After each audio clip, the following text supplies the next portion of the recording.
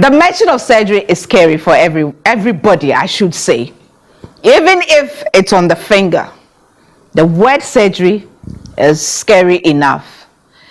Not only surgery, but go and see the gynecologist, especially if it's a man. You have to think twice. And generally, when women are sick, they have to consider a whole lot of things before they go to the hospital. But there comes a time when you are told one thing by the doctor, which scares you enough, and then you are a Christian, you're a woman of faith. You go and your pastor tells you, or your prophet tells you, or your spiritual leader tells you that God is a healer. God will heal you. Oh, you are a strong woman of faith. You believe that with God all things are possible. Somebody say hallelujah. Amen. You know, you are torn between listening to your doctor and your pastor. My name is Gifty, Auntie. Welcome to the Standpoint. Today it's a very thorny issue, but we are going to look at it critically so that we become very responsible when it comes to our health. I'd like to say thank you to GTP for my cloth. GTP is 50 years, and for 50 years they've been styling the nation and they're still timeless. Thank you to Power Cosmetics for the makeup product, Ophelia Crossland Designs, and MHC. That's Matilda Hood Couture takes care of my BD needs, including my HEMA. We take a short break. When we come back, whose side are you on? The doctor or your religion? We'll be back.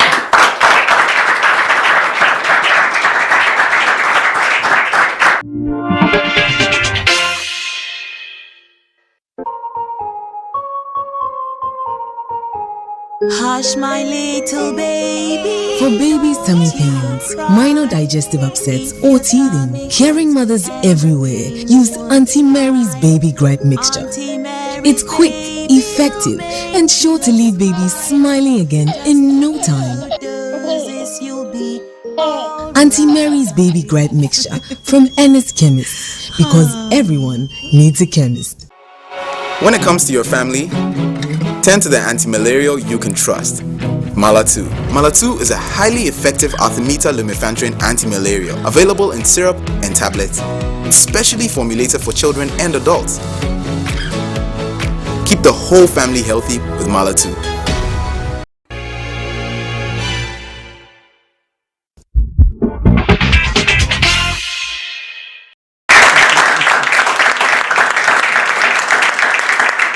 Welcome back to the Standpoint. Today is a very thorny issue: religion or what the doctor says, what the pastor says and what the doctor says. And I have the right people here to dissect this particular topic. But I'd like to acknowledge here in the studio ladies from Virtuous Ladies Fellowship. Thank you very much for coming, and acknowledge my sponsors as well. Anointed Electrical Engineering Services. They are the generator experts, and Auntie Mary Gripe Water and Mala-2. Produced by Ernest Chemist. They are our sponsors, supported by Matames, who give us the port. Awake Purified Water, produced by Casa Precon Company Limited. Gogot Yogurt and Pilco Fruit Juices. They produce the daily juices. But seated right opposite to me is Auntie Ya. Yeah, Pipra Mekuji. She's a development worker. Welcome back to the Standpoint. Thank you. Next to Auntie Ya is Dr. Paddy Aite, Medical Director, Resolve Medical Services. Good to see you this year. Good to see you too, and Happy New Year. Happy New Year to you too. And next to Dr. Paddy Aite, I have Reverend Dr. Irajua Beidi, Medical Director at Rafai Health Center. Now, Dr. Irajua Beidi, she's a Reverend Minister herself and married to a prophet. So today she wears mini caps. Good to have you on the Standpoint, and thank you so much for coming. Yes. Medical doctor, a Reverend Minister, married to a prophet. Yes, I do. Yes. So how do you make the decisions when people come to you with medical conditions? Okay. Well, first of all, as a medical officer, definitely I have to give them treatment, but I also encourage them to believe in God. He's the ultimate healer. So it's both. I mean, I tell them there are some cases that look like there's no solution. So in such cases, I tell them that, look, God is the master healer. And although he uses us to heal people, but he is the ultimate healer. But have you come across cases where you diagnose somebody and then give an advice and the person says, no, I'm a Christian, I'm not going to go through surgery, I'm not going to do this because I believe God will heal me? Well, I have come across a couple of cases like that, and unfortunately one passed away because she believed that she should not take her hypertensive medicines, and she was not taking it for quite a while, and just praying and believing in God. According to her, she'd had an earlier experience where she was diagnosed that she had a uterine fibroid, and she had to be operated upon, and she prayed, and God healed her, which I believe is possible. So she was using she was relying on the same basis that, look, once God has done it for her, God can do it again. So she refused to take medication, and unfortunately she passed away just recently. So that was quite sad. I can imagine. Yes. Was she in your church? Yes, she was. Ow! That can be painful. Yes. Dr. Aite? Yes, madam. You're a gynecologist. Is it obstetrician gynecologist? Yes. You see the cases, I'm sure. Yes. When a woman comes to you and you tell her that you need to do Hysterectomy. okay, or you say that enough. I mean, you put yourself in danger because of certain conditions, so you don't need to get pregnant. You don't have to get pregnant again. And the person tells you that I'm a Christian, I believe in God. I mean, I have faith, so I will not do this. What do you do? Difficult one. Well, as doctors, our job is to provide you with a solution that would hopefully result in you getting cured of your condition. And it is my responsibility to provide the information and the options that are available. Right. But it is your right to choose which option that you want. And on a few occasions, you find that what you are recommending for the patient is contrary to what the patient believes or wishes to do. And sometimes we discuss and say, you know something, how long do you want to try your method before you try my method? Okay. And then we try and negotiate and come to, okay, you want to do this, we would allow you to go and do it. How many months do you need? 3, 4? Okay, go and do it for your 4 months and come. If it works for you, I'm happy for you. If it doesn't work, then are you willing to try the alternative that we are suggesting? In certain circumstances, that kind of negotiation works. But in other circumstances, you don't have that 2-3 months where you say, go and take that decision and come back. And the consequences can be quite dire. Right. If the patient refuses to take advice and results in an adverse circumstance. I mean, even if they take your advice, you can't guarantee that it would work the way you expect. But on the balance of things, scientific research has shown that this is the best option that you should perform. But sometimes the patient just says no, and I must respect the person's rights.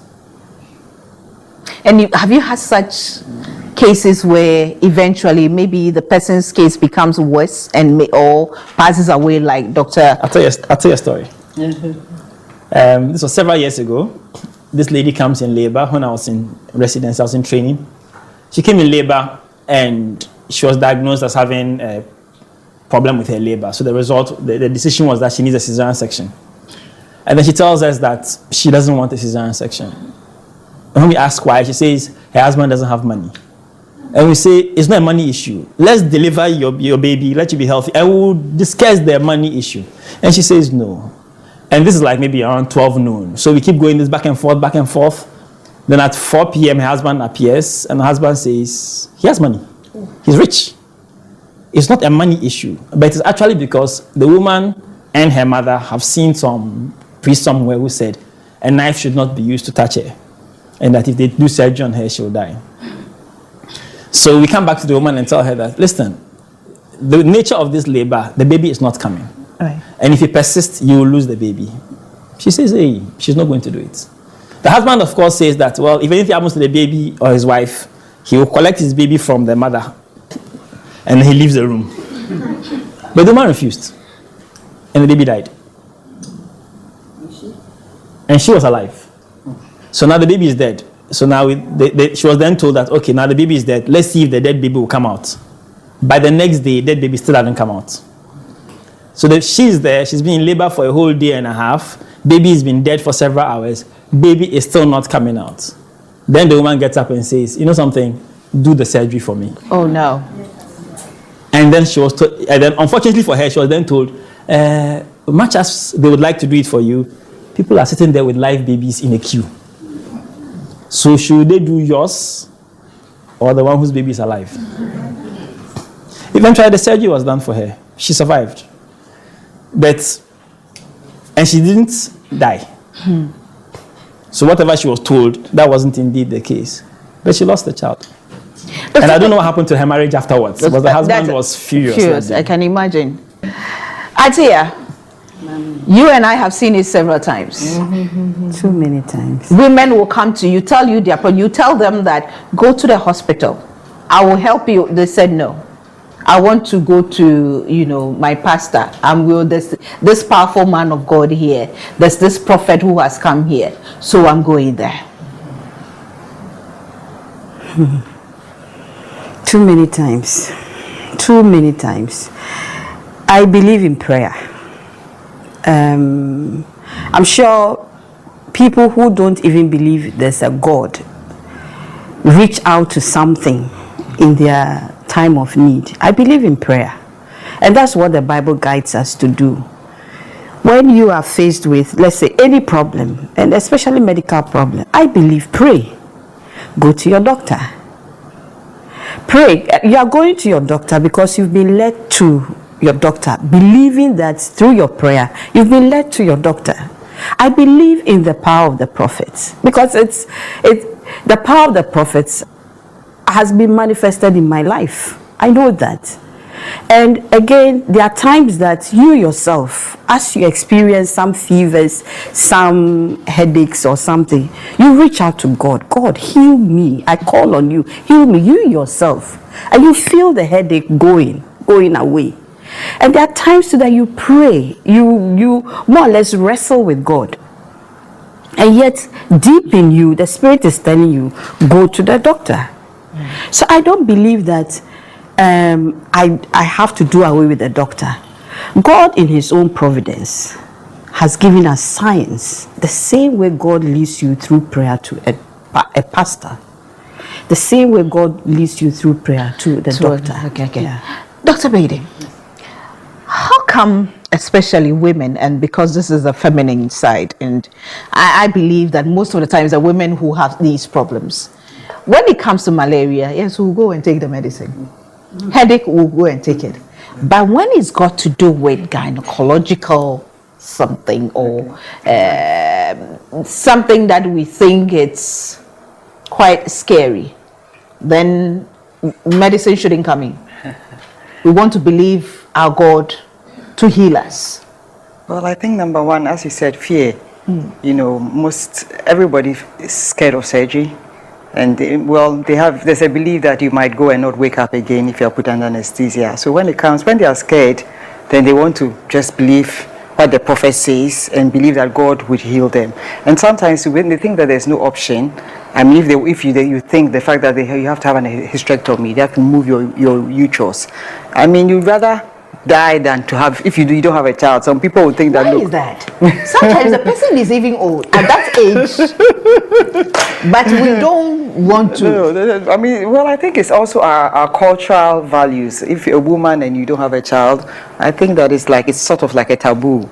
So they'll think that, no, I'd rather hold on to my cancerous uterus than rather let it go, and it's as if it's the end of the world for them if they don't have a child. So I think that could be one of the factors why they would rather not have their uterus removed or not be operated and just believe in God. But you are the gynecologist. The womb being in our body, what does it do for us if it's not there? If it's not there? Yeah, does it put nothing? The womb is there for one purpose, to carry a pregnancy.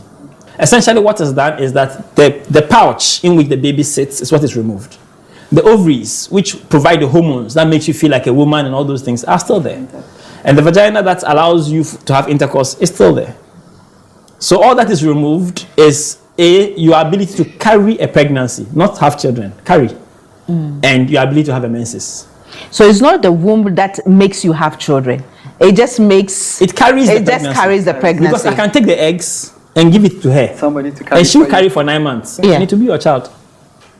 It is not the carrying that makes makes you the mother. So the opportunities do exist. Not having your womb is not the end of this world. Well, The Standpoint is also aired on ABN TV on Sky Channel 235, which is across Western Europe, parts of Canada and Asia. Our website, www.thestandpoint.com.gh, is powered by Dream Oval. It's linked to YouTube, so anytime you miss any of our programs, you go there and watch it. Thank you to GTP New Style for my cloth, and Ophelia Crossline Designs for my dress. Alijina Makeover, apply the makeup for me. We take a break. When we come back, religion versus medicine.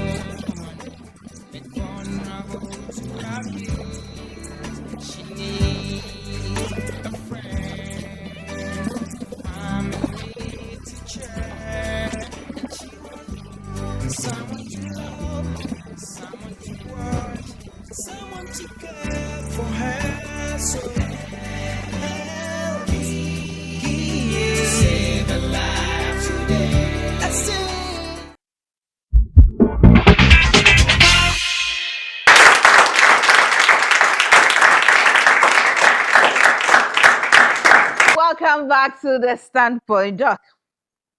Oh, Dr. Baden. Two doctors. Okay, Reverend Doctor. Do you get worried when you hear about some of these stories, especially women who think that going to the hospital or taking a doctor's advice is contrary to religion, their faith? Well, definitely we get worried. As a medical personnel, I would not approve of that. But I also believe that sometimes when the doctors say there is no hope, you can have faith and decide to stand on the word of God. You know, it's whose report can you believe? I mean, if there's a way we can help you, I'll advise you, let the doctor help you. But when it comes to a point where the doctor is beyond the doctor, and you decide that, look, I will believe on my God that God can heal me. Yeah. That one, I will believe with you that God can heal. But so when there's... He makes a way where there seems to be no definitely. way. And instead with God, so there's nothing... There's a way... Use that way. And also with God, nothing is impossible. Because we've had cases where there's a woman who had uterus was removed, but she still had a baby. You know, so there are impossible situations where God can come in, but where there is a solution, like you have to take medication for hypertension. A few people have believed that God would heal them, and they have not taken their medication, and they have been healed. Those are a few cases, and you might not be one of those few cases. So definitely, I would advise that take your medication. Okay. But I also can believe that somebody can be healed without medication. But if you ask my advice, I would advise that take your medication, because God also uses science, gave us the wisdom and uses science to heal. So I would definitely be upset to anybody who would decide not to take medication and just believe in God. But do you find yourself sometimes, let me put it, as a woman, I think you can understand why sometimes they find themselves torn in between the two, let's say, extremes. Religion and then what the pastor says. This woman is obviously desperate. Definitely. She needs answers. She needs solution. Okay. She's a Christian. Okay. And these days we look up to our pastors more than our doctors. You know. So she's witnessed it before. She know of women that have been healed. Definitely. by their faith. Okay. And then the pastor or prophet tells her that, don't go. God will heal you. Believe, be strong, have faith. And then she has to choose. Okay. What does she do? Maybe let me go to Dr. Ite and then come back to you. Okay. Because you're a Christian yourself. Yes. You can't, in fact, you're a church elder. I'm a Christian.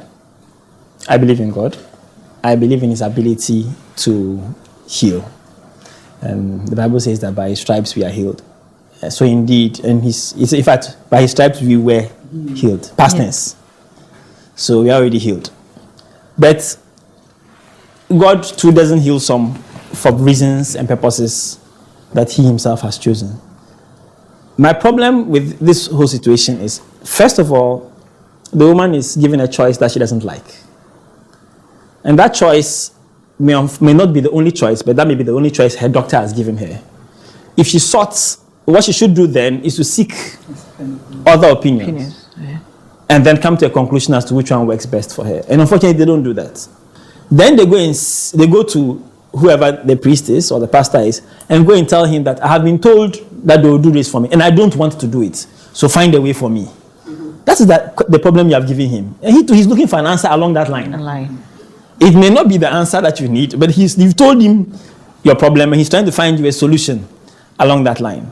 And then they continue along that line, and then if you're not lucky, when things get bad, they say, okay, now God has done his part, go to the doctor for him to do his part. And by the time you get to the hospital, it's bad.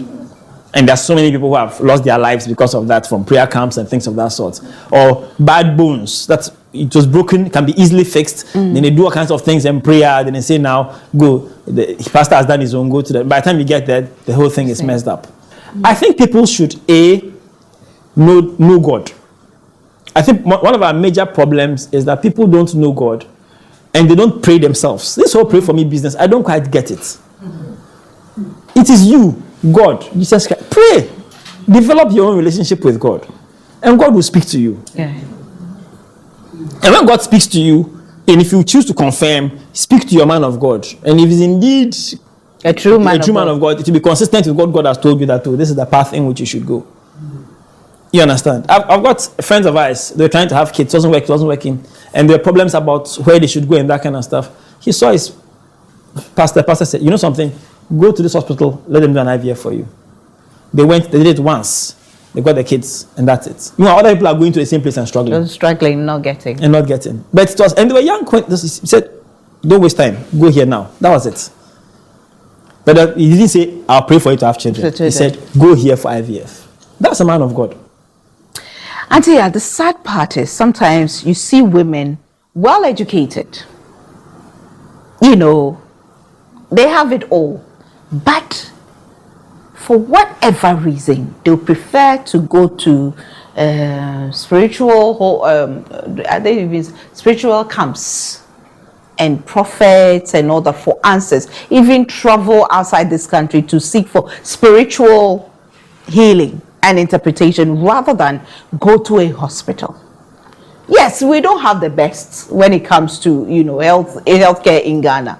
But some of them, clearly, you know that the situation can be helped. But my prophet says, my pastor says, my spiritual leader says this. So they say. Elijah said something earlier about fear. There's a lot of fear. We are in a society where the mention of surgery, the knife, just the knife, people fear the knife. So any medical, let's say, response. But anyway, is it knife that you use? A surgical knife. The surgical knife. It's still a knife. It's still a knife. So it's like anything that comes with that, people don't want that. But as for, like you said, malaria, if you are going to the hospital, your doctor will, your pastor will not prevent you from going to the hospital. If it is diarrhea, your doctor, your pastor will never say don't go to the hospital. But the moment it's about surgery, that's when they say no, believe in God, have faith. You see, it's like feeding on the fear. that you're already afraid that once you are going under anesthesia, yes, you might not wake up, because there are stories about people who never woke up. And we believe that the witches in your family, especially the old women, those who have gone through menopause, yes, they are ready. They are hovering over you. So waiting. The moment you sleep under anesthesia, that's when they are going to work and prevent you from waking up. But in the night time you sleep, they don't. No, they don't want that one. There's no blood involved. As for surgery, there's blood, so they are going to feel. So that is what is in people's minds. So no matter how educated you are, you live in that fear. You are suspicious of every old woman in your family. So when the situation presents itself, and never suspicious of the old men. No. They don't have any teeth. Women. They don't have any teeth when it comes to witchcraft. So when it happens like that, whether you have a PhD, whether whatever, you are afraid of getting medical attention. I have witnessed faith healing myself. I mean, I have experienced. I was just watching TV, and I'd been having this crick in my neck. Terrible crick. And the man of God says, somebody watching this program has something like a tumor on the neck, and it has been suffering for 2 weeks. And I said, wait a minute. So put your hand. I immediately sharp. I put my hand there and I prayed, and I give that testimony. So at that particular time, my faith. Do you get my point? So I don't think that it's all about maybe just going to the hospital or the doctor having all the answers, but it is what you have prayed to God and what you believe that God is leading you here or to that place. We need to read the Bible and have personal relationship with God to make the decisions. Let the Spirit speak to you. Then that brings me to Dr. Baden again. Religion and medicine, or religion and science, are they at loggerheads? It's not at loggerheads, but sometimes some pastors make it that I don't believe the report of the doctor. Whose report will you believe? Will you believe? Whose report will you believe? Yeah, I remember that one very well. Yes, will you believe the doctor's report or what God has said? So some pastors make it seem as if we are loggerheads with religion, but we are yes, but that I don't think that should be an option. So how do you go about explaining to women that, especially women in your church, and I know you do speak at conferences and all that, how do you explain to them that you don't really have to choose when it comes to that, especially when it comes to your health? You don't have to choose between medicine and religion, and that God works in mysterious ways. Definitely, He can use both. So that's why we tell you that we will give you medicine, take our medication, but believe that God is the ultimate healer. Don't say that, no, I won't take medicine, I want to just stand on the word of God. I don't advocate for that, I don't advise that, because God is the one who also gave us our minds, brought science, brought development. So why would you decide, unless God has specifically spoken to you? And that one, I will not go against the word of God. God has told you, don't take medicine, He's going to heal you. That is between you and your God. Yeah. But if it's a pastor who is telling you and God has not told you, then I would say no. Unless God has spoken to you specifically, take the medicine. So we encourage them to do both, to pray and to take the medicine, and not to think that one is against that. The fact that you don't take you take medicine means you don't have faith in God. You know that as you're talking now, somebody watching you right now will say, "Oh, this woman, she's not a real Christian. She's not a good Christian. She's not a reverend. Which reverend is who ordained her?" Let me take another break. When we come back, we'll look at how important it is for you to take control of your health when it comes to health as a woman, especially how to take control of your health, own it, and make sure that you are responsible when it comes to your health. Thank you to Anointed Electrical Engineering Services, the generator expert. They sponsored this program, and Auntie Mary Gripe Water, produced by NS Chemist. Thank you to Go-Got Yogurt, Pilco Fruit Juices, Awake Purified Mineral Water, Matamix, MHC, Matilda Hood Couture takes care of my BD needs, and of course they provided us with the centerpiece and the coffee tables. Matamix gave us the portrait techniques, always provides us with some refreshment, and of course, I designed this set. We'll be back.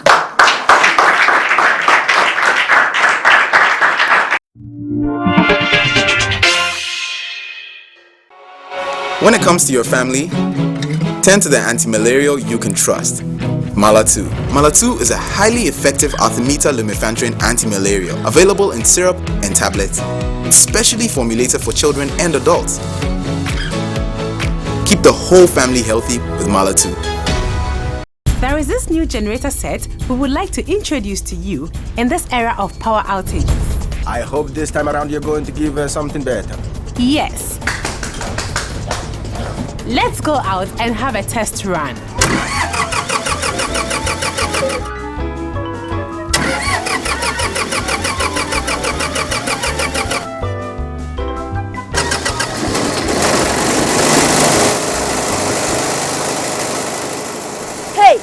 Call this box a generator? Get a quality one from Anointed Electrical Engineering Services. Come to Anointed Electrical Engineering Services for a permanent solution to your power problems. We do 24/7 after sales service, sales of spare parts for all generators and cables, and we repair all generators even if you didn't buy from us. Locate our head office at number 77 Anointed House off of Dokomala Main Road. Anointed, the generator experts.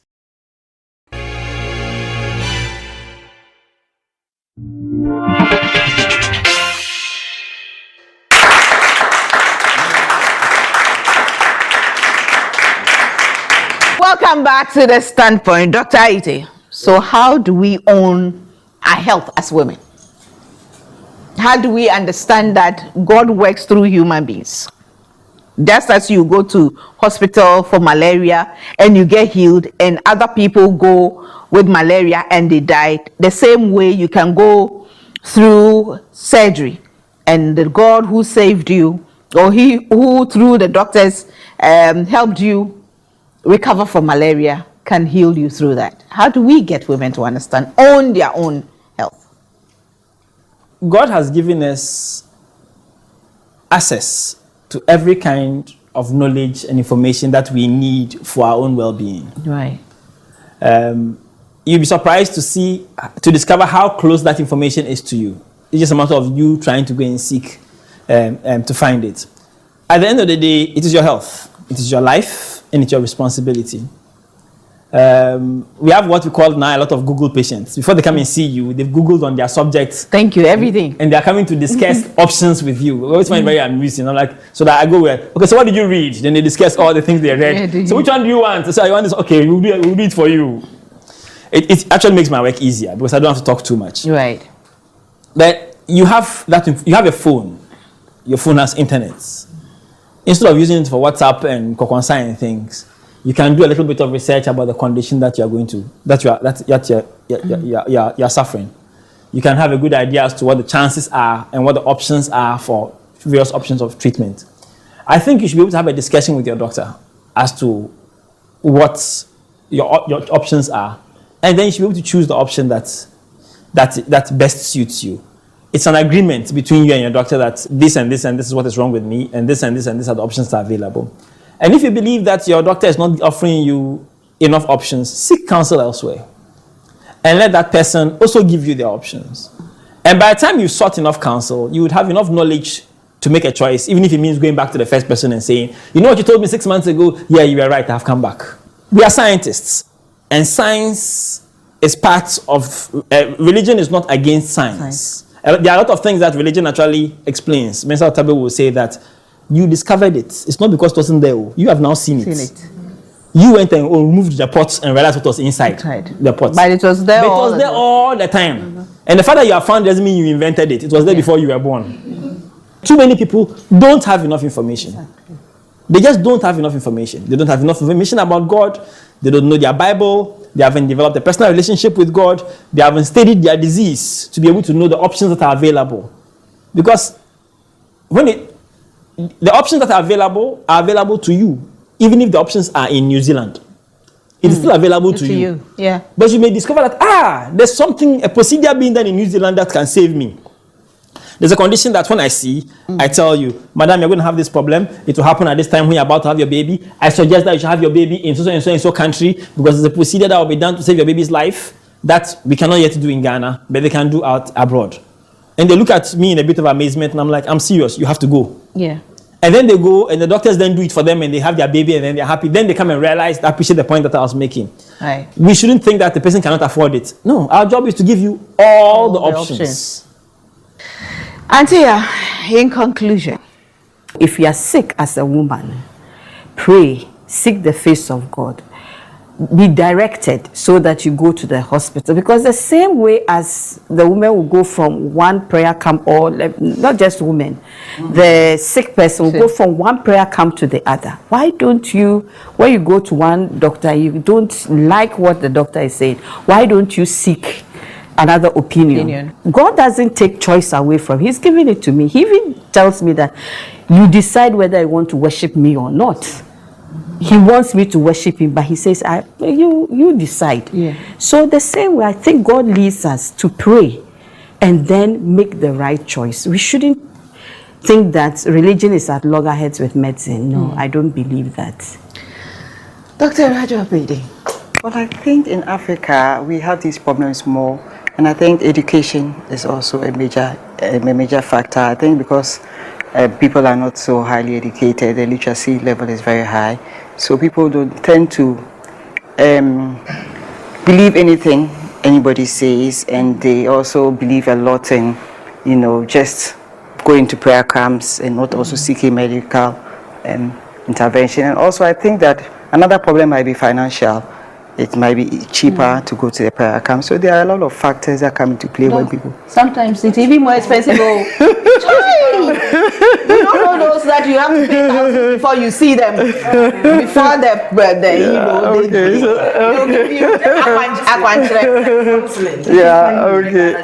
tell you. So I think literacy is also a major problem. But as I also said, that sometimes God also speaks to you that He's going to actually heal when it does also work. So if God has spoken to you that He's going to heal you, and you don't have to take the medicine, and you know that God speaks to you, that is between you and God. I'm not going to say that God has not spoken to you or a man of God, because we've had instances where we've seen the hand of God on people's lives. So they have not taken medication and they have been healed. But by all means, seek prayer as well. I believe in prayer. I believe God is the ultimate, because a lot of mental diseases, we just sort of, we give you medicine, but we can never completely cure unless God Himself touches you. Right. You keep on going. How you have to take the medication almost for life. So, for the power of God, I believe strongly in the power of God. I believe that God can heal you.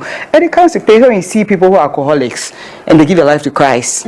But immediately they don't have withdrawal symptoms, nothing. They just stop. So the power of God is definitely real. But you must know that God has actually healed you before you decide that, look, I'm not going to see the doctor. I'm not going to take any medication. Right. So unless you have that knowing, and it has been proven scientifically also that have been healed, please go to a doctor, take your medicine, and God will work through the doctor to bring you your healing. Amen to that. That's how I take. Yes, madam. In conclusion. When Jesus healed the 10, He told them, go and show yourself.